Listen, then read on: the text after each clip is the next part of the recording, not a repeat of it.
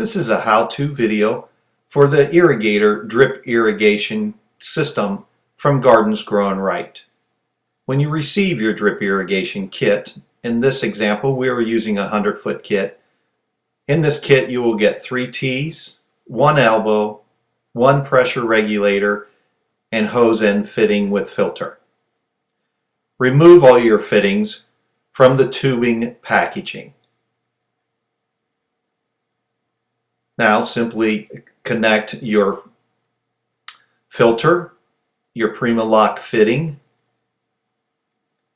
and your pressure regulator. That end will be connected to your hose. Now you'll simply do a header layout. Lay out your tees and end the header row with an elbow.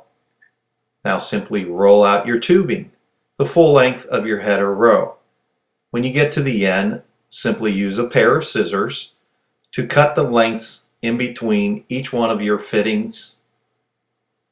And again, in this example, we are using a 100-foot Irrigator drip irrigation kit. Now connect the tubing to your fittings. Start with your hose end regulator, tighten the fitting, and then check to make sure this is secure so you will not have any leaks. Now move on to your tees. Make sure your fittings again are secured to the drip tubing. You'll be ending this row with an elbow. We also have larger kits available, a 250-foot kit, as well as a 1,000-foot kit for all your application needs. Now you are at the end of your header and you're securing your elbow.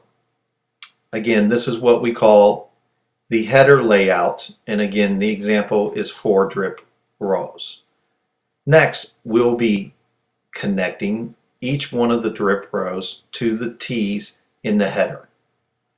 Attach the fitting, and again making sure that it is secured.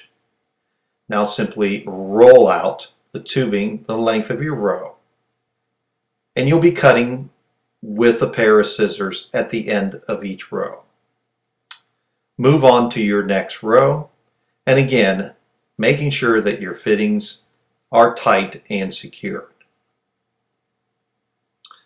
We are using this in a flower garden.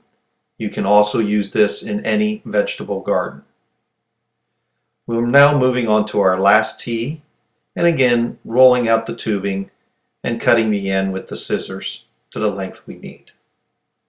Now to the final elbow fitting.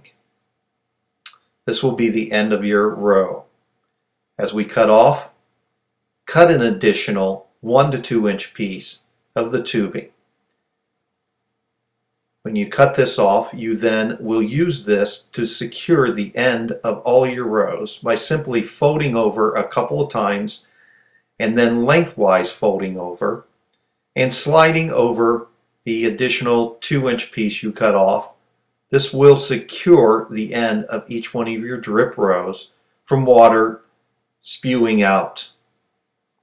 This layout is now done. You will connect it to your garden hose, and again making sure everything is secured. We'll pressurize the system and check for leaks.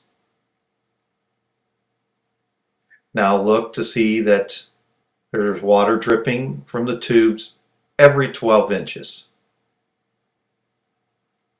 Now this is an optional.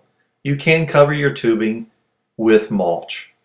We are using pine straw in this example. This adds a nice finishing touch to your flower garden.